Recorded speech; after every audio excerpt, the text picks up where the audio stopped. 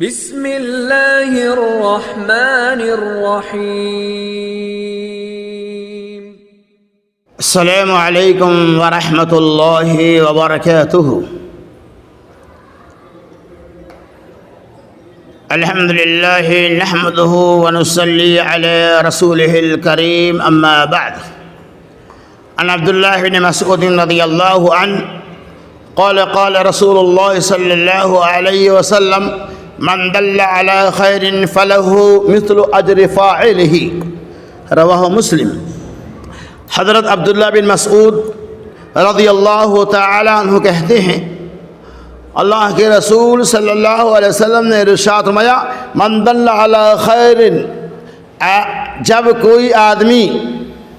کسی کو خیر کا راستہ بتلائے، خیر کے اوپر آمادہ کرے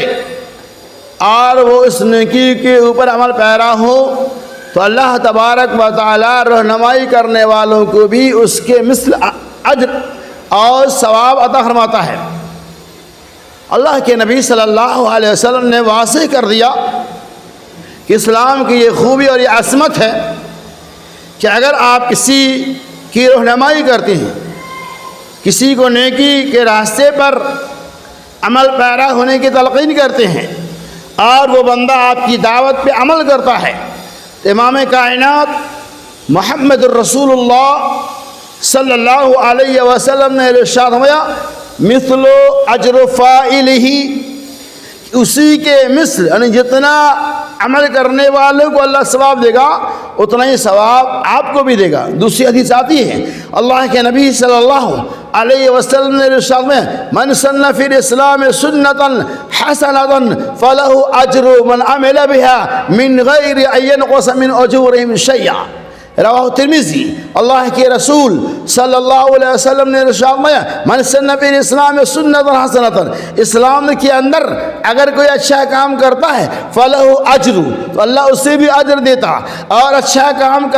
کروانے والوں کو بھی، یعنی جو اچھا کام کرنے پر دعوت دیتا ہے، اچھائی کی تلقین کرتا ہے، اللہ تبارک و تعالی اسے بھی اس کے مثل اجر دیتا، ثواب دیتا ہے، من غیر ان ینقص من اجورہم شیئا، اس حال میں کہ اللہ تبارک و تعالی اس سے نیکی کرنے والوں کے ثواب کے اندر کوئی کمی نہیں کرے گا۔ اس حدیث سے پتہ یہ چلا کہ اگر ہم کسی بھائی کو نماز کی دعوت دیتے ہیں اور الحمدللہ ثم الحمدللہ وہ ہماری دعوت کے ذریعہ نماز کی پابندیاں کرنے لگتا، تو اللہ تعالی جتنا ثواب اسے عطا فرمائے گا، نماز پڑھنے کی وجہ سے دے گا، اتنا ہی ثواب ہمیں نماز کی ترغیب دلانے کی وجہ سے دے گا۔ کتنا بڑا بینیفٹ عمل ہے، کتنا بڑا فائدہ والا عمل ہے کہ عمل تو وہ کرتا ہے، ہم نے صرف دعوت دیا، اللہ ہمیں بھی اجر دے گا۔ اور وہ نماز یہ نہ سوچے کہ ہم نماز پڑھتے ہیں تو نماز کا ہمارا حصہ نماز کی دعوت دینے والے کو تو نہ مل جائے۔ اللہ کے نبی واضح کر دیا، من غیر ان ینقص اجورہم شیئا، اس کے ثواب کے اندر سے ذرہ برابر کوئی کمی نہیں ہوتا۔ اسی طرح سے اگر کوئی گناہ کا کام کرتا ہے اور آپ گناہ کی کاموں کی دعوت دیتے ہیں، یعنی آپ خود بھی شراب پیتے ہیں اور اپنے بھائی کو بھی شراب کی دعوت دیتے ہیں، آپ خود بھی جوا کھیلتے ہیں، بھائی کو بھی جوا کھلانے کی دعوت دیتے ہیں، جوا کھیلنے کی دعوت دیتے ہیں، آپ خود بھی سود کھاتے ہیں، آپ کو دیکھ کر آپ کا بھائی بھی سود کھاتا ہے، تو اللہ کے نبی نے فرمایا اس گناہ کا ایک حصہ